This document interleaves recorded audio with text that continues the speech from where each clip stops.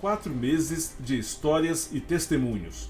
Tão novinho, né, recém-nascido, o programa, já podemos comemorar vários resultados. Famílias que têm buscado tratamento, famílias que têm encaminhado as pessoas para o tratamento, famílias que estão recebendo seus filhos de volta, ou seja, entendendo a questão que havia uma intolerância, ou seja, então a gente já comemora os resultados que o objetivo fim do programa e o meio tem sido atingido. Histórias que falaram do desespero de mães.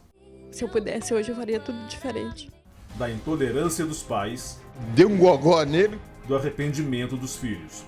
Bom, eu queria aproveitar esse momento, né, para mais uma vez pedir perdão para minha mãe, né? Toda essa dor que eu causei, sofrimento, né? Família, dizer que eu a amo muito. E queria agradecer, mãe. Obrigado por ela não ter desistido. Mas o Resgatados fala principalmente da esperança e do recomeço. Hoje vamos relembrar um pouco dessa trajetória na retrospectiva do Resgatados.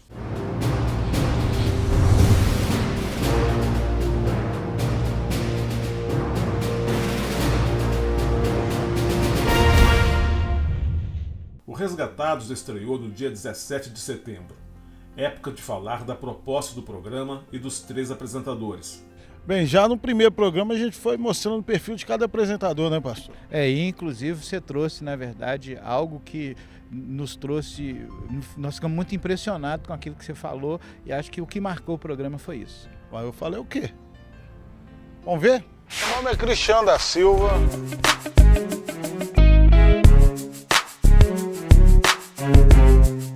Meus irmãos todos tiveram contato com a droga. Primeiro, eu não envolvi porque eu tinha medo.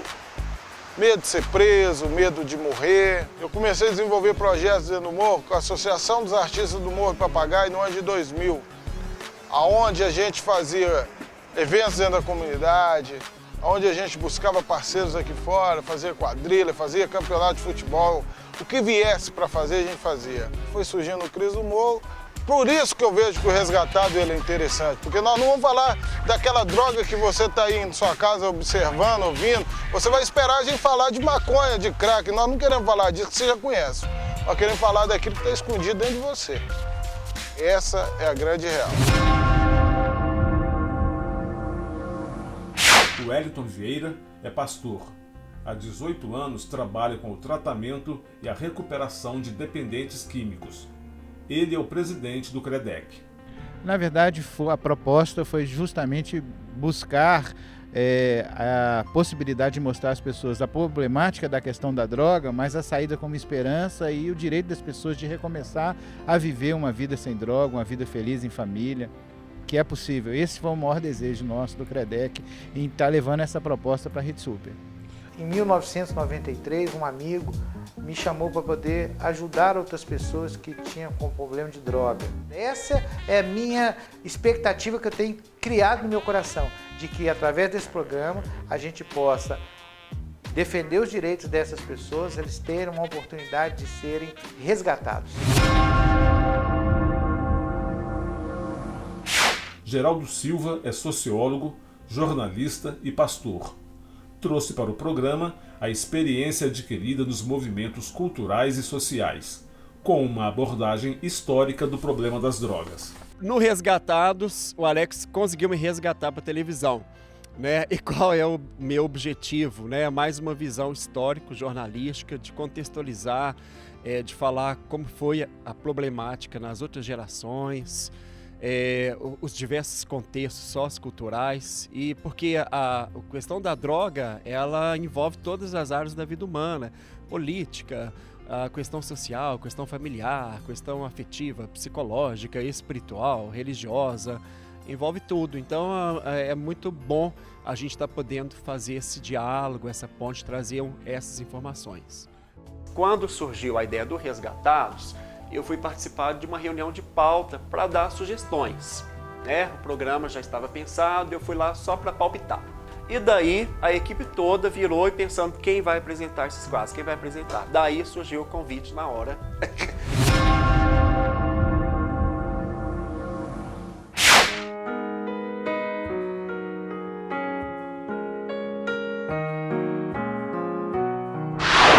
Não é de hoje que as drogas são um dos grandes flagelos da humanidade e mata não apenas os famosos, que vivem nas capas dos jornais e revistas, mas principalmente os anônimos, esquecidos nas ruas e debaixo dos viadutos. De acordo com o relatório das Nações Unidas, divulgado em junho deste ano, cerca de 210 milhões de pessoas em todo o mundo consumiu drogas. Esse número representa 4,8% da população entre 15 e 64 anos de idade. O relatório mostrou ainda que a América do Norte, em particular os Estados Unidos, continua sendo o maior mercado de drogas do mundo.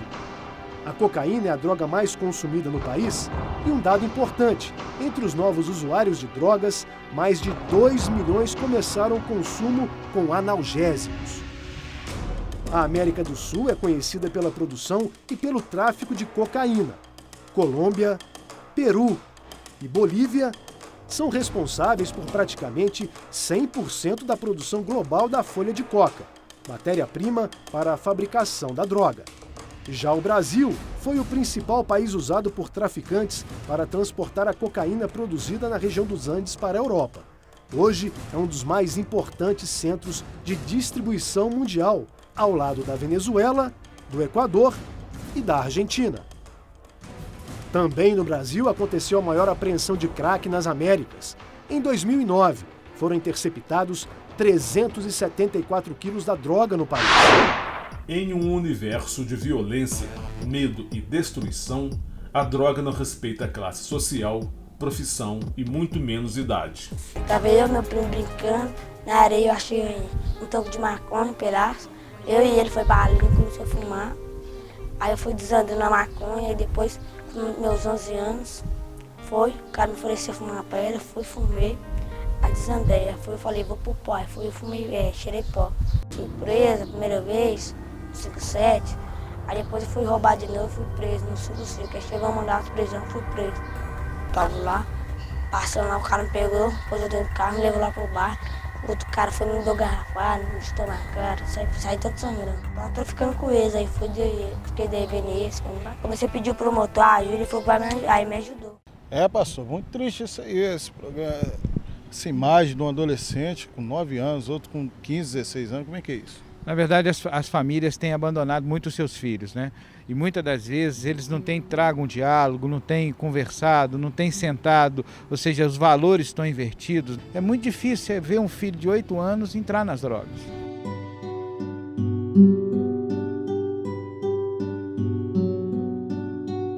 De acordo com dados da Secretaria de Direitos Humanos, em 2010, o Brasil tinha mais de 58 mil adolescentes cumprindo medidas socioeducativas.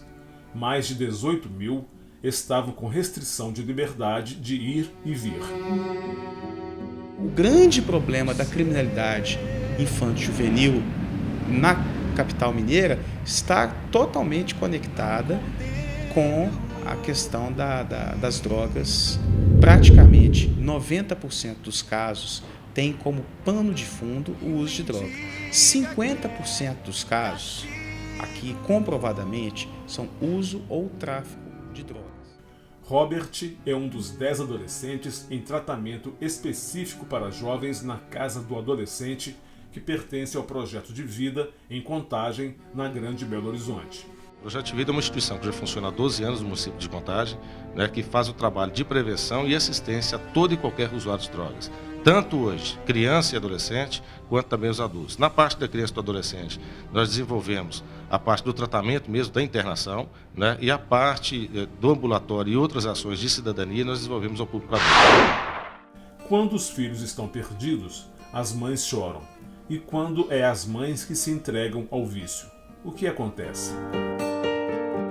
A gente percebe que a gente tem vários programas. Tem a questão das mães, tem a questão da intolerância, tem a questão dos pastores, né, as pessoas que deram a volta por cima. E a gente precisa de comentar a questão da droga, que tanto o rico usa droga, mas o pobre também. Meu pai, assim, sempre deu procurou dar uma ótima educação pra gente, sabe? Nós tivemos a oportunidade de estudar num dos melhores colégios de Belo Horizonte, que é o Colégio Tiradentes. Eu creio que foi uma decepção, porque minha mãe era uma pessoa, assim, muito correta, né? E para eles, eu acho que foi uma das piores coisa que aconteceu, foi saber que eu usava droga. Então, no laudo, seu filho foi assassinado aqui no bairro mesmo ou em outra região? Ele foi assassinado aqui no bairro mesmo.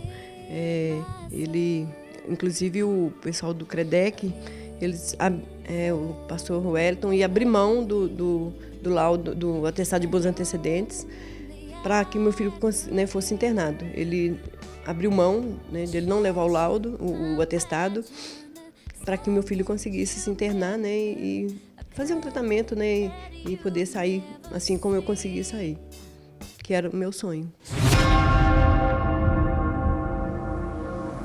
Se eu pudesse, hoje eu faria tudo diferente. Porque hoje eu não tenho mais meu filho para abraçar, não tenho meu filho para dar um carinho. Talvez eu fui falha, poderia ter feito mais por ele, poderia ter falado para ele mais vezes que eu o amava. E às vezes, quando a gente acorda tarde, já não tem mais jeito. Da mesma forma que eu queria dizer para minha mãe que eu amava muito e que eu não queria fazer. Ela sofreu tanto que ela sofreu por minha causa. Já dizia a canção de Chico Buarque que a saudade é ao revés de um parto. A saudade é arrumar o quarto do filho que já morreu. Como medir o tamanho do sofrimento, do lamento e da dor da mãe que arruma o quarto do filho que morreu, vítima do abuso de drogas? Para a mãe que acompanha o sofrimento do filho, a morte de um dependente químico acontece muito antes do óbito. É a mãe que acompanha, dia a dia, a morte acontecendo em cada situação. Morre o interesse pelos estudos, morre o interesse pelo trabalho, morre a alegria, os relacionamentos, morre a paz, enfim, perde-se a vida. No último mês de julho, o mundo lamentou a morte precoce da cantora inglesa Amy Winehouse, que lutava contra o uso de drogas e álcool. A mãe dela, Janis, sempre deu declarações à imprensa compartilhando do sofrimento que ela passava pela luta da filha.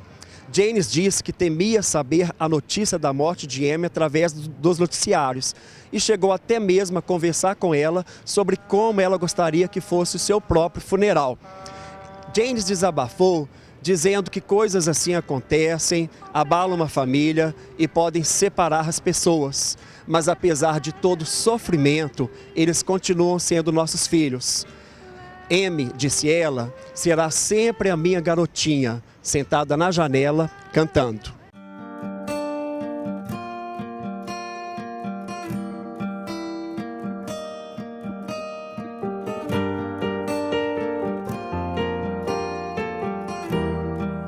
No próximo bloco, vamos rever programas que mostraram como as drogas extrapolam as fronteiras geográficas e sociais e como alimentam a intolerância.